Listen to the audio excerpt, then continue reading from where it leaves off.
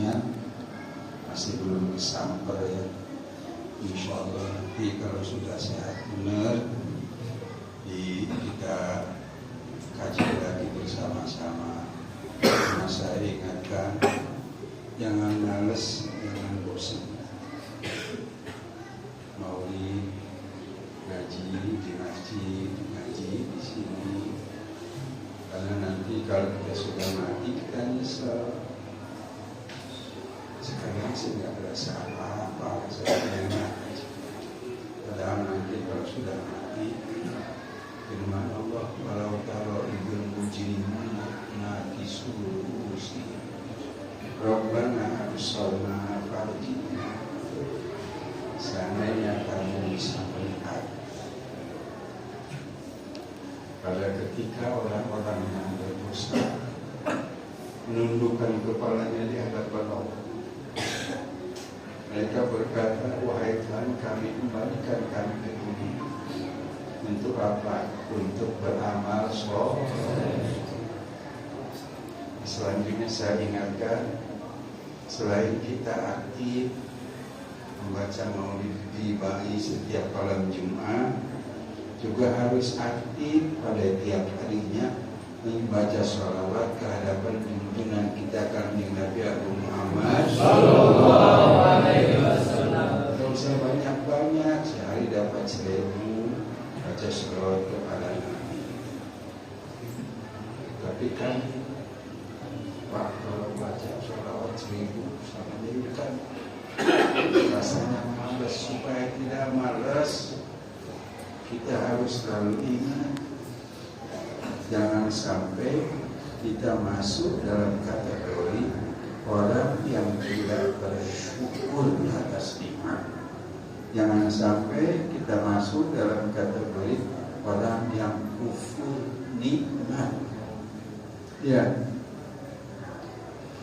kita berselawat kepada Nabi itu bentuk syukur kita kepada Allah atas segala nikmat yang telah Allah karuniakan kepada kita, sekaligus syukur kita kehadapan Rasulullah sallallahu alaihi wasallam.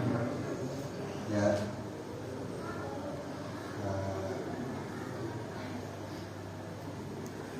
kalau anna sa'aya kula alal ahda kila fauqan jahil. Seandainya kita berjalan tiap waktu, jalannya tidak lagi menggunakan dua telapak kaki, tapi jalannya dengan mata kepala. Berarti yang dipakai jalan muka, bukan lagi kaki.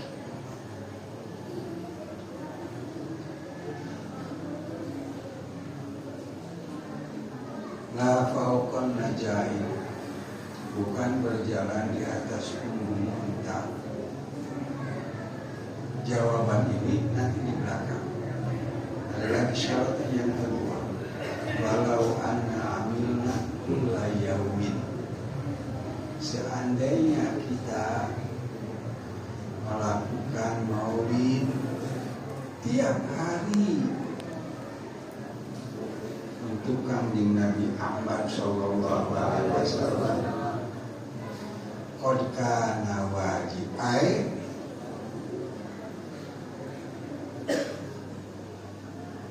lama wafaina haqqul ajim al-wajibu alaina.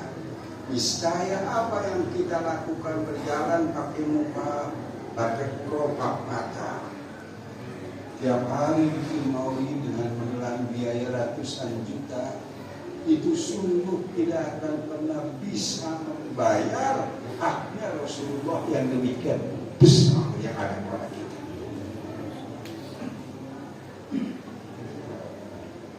Lama wafaina haqqul azim al-wajib alaina. Kita baca sholawat sebagai syukur kita kehadapan Rasulullah sallallahu alaihi wasallam, yang pada intinya adalah menunaikan perintah Allah Subhanahu ya ayyuhalladzina amanu shollu alaihi wasallimu taslima. Saya tanya, suka merasa takut? Ya takut. Jadi orang yang bernikmat, syukur keperasaan gitu entahlah. Hah? Alhamdulillahnya ta'ala.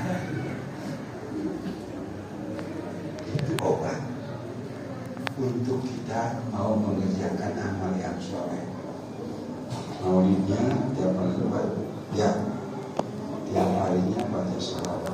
Kalau saya panjang-panjang baca aja Allahumma sholli ala sayyidina Muhammad wa ala ali sayyidina Muhammad, atau Allahumma sholli ala Muhammad wa ala ali Muhammad. Boleh?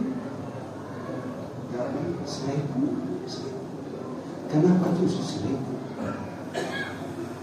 Karena yang dibahasakan dalam Dalailul Khairat fi kulli yaumin alfa, pada tiap hari 1000 balik.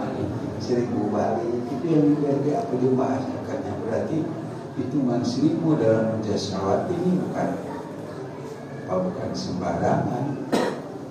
Ya, Alhamdulillah Muhammad bin Sulaiman al-Jasuli dalam kitabnya fi kulli yaumin alfa marrah. Nah, orang yang baca itu aja orang minimal selawat nariannya 100, selawat fatihnya 100, kemudian selawat tabriknya 100, yang Allahumma sholli Muhammad wa ala Muhammad 1000, selawat Ismu Azamnya 100 orang.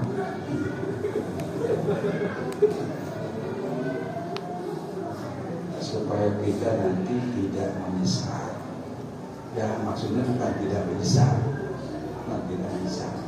maksudnya supaya sesal kita itu tidak berlebihan. Karena begini, semua orang yang meninggal itu bakal nyesal. Semuanya bakal nyesal. Ini digambarkan ketika Sayyidina Dzulqarnain beserta anak buahnya masuk ke dalam gua.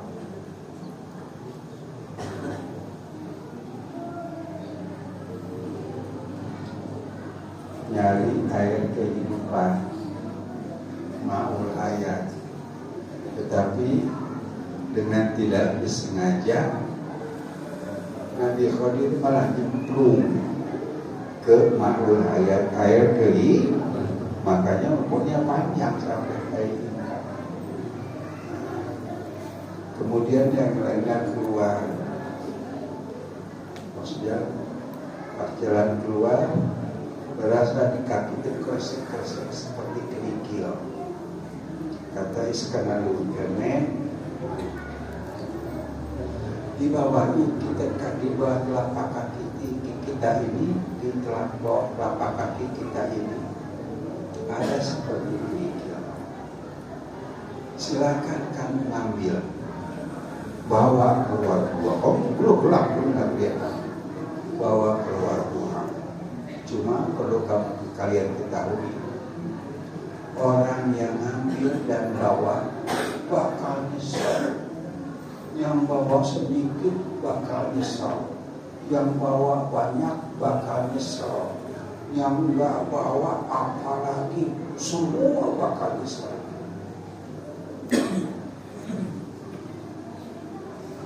Ada sebagian orang kalau nanti bakal nyesal, ngapain berat-berat pakai bawa? Udah jangan bawa aja kan. Bawa juga bakal nyesal. Ada lagi banyak bakal nyesal, sedikit bakal nyesal. Sedikit aja lah bawanya, jangan sampai nggak bawa sama sekali.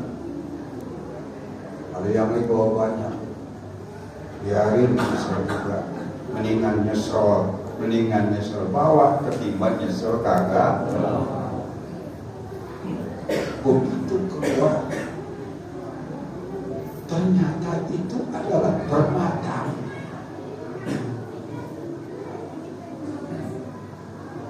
Ibaratnya berlian. Benar. Begitu keluar, ini yang paling kesian yang tidak bawa. Atuk juga nggak bawa.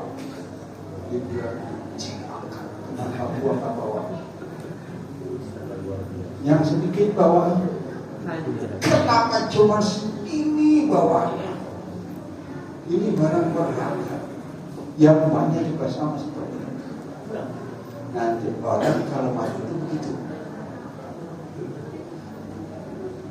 Yang tidak beramal bakal nyesel. Yang amalnya sedikit bakal nyesel. Kenapa cuma sedikit amal waktu di dunia? Yang bawa amalnya banyak juga tetap bakal nyesel. Kenapa? Cuma segini banyak dibawa dibanding yang lain. Begitu melihat nikmat yang dijanjikan Allah untuk mereka yang beramal soleh, yang bawa banyak juga, waduh, cuma segini bawanya. Apalagi yang tidak. Nanti orang yang berisiko begini dalam Allah. Dan mereka minta farji, kembalikan kami ke kehidupan dunia supaya saya bisa beramal soleh. Karena kalau di alam barzakh beramal pun tidak akan mendapat pahala. Tapi orang di barzakh bisa beramal apa enggak? Bisa. Karena satu sama lain ini ahli kubur itu saling datengin. Yatazawarun, saling datengin. Apalagi kalau ada orang yang meninggal baru, misalnya orang yang pada meninggal mati lama, begitu ada yang baru meninggal, dikumpulin. Sampai-sampai malaikat itu mesti nanti dulu, ini orang baru istirahat. Itu baru mereka tanya-tanya, bagaimana istri saya udah kawin tadi belum?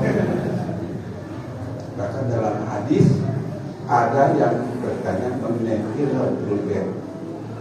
Itu kucing saya, ada membantu enggak? Itu orang yang udah mati kayak gitu. Dalam hadis asimu akana mautaku fa innahum yatabauna bihi wa yatasawwadun. Bikin bagus kain kapan mayat-mayat kalian, karena mereka berbangga dengan kain kafannya, dan mereka satu sama lain saling mengunjungi dengan kain kafan itu. Jangan sampai kita nyesel ya. Mudah-mudahan kita semua Allah berikan taufik dan hidayah. Amin.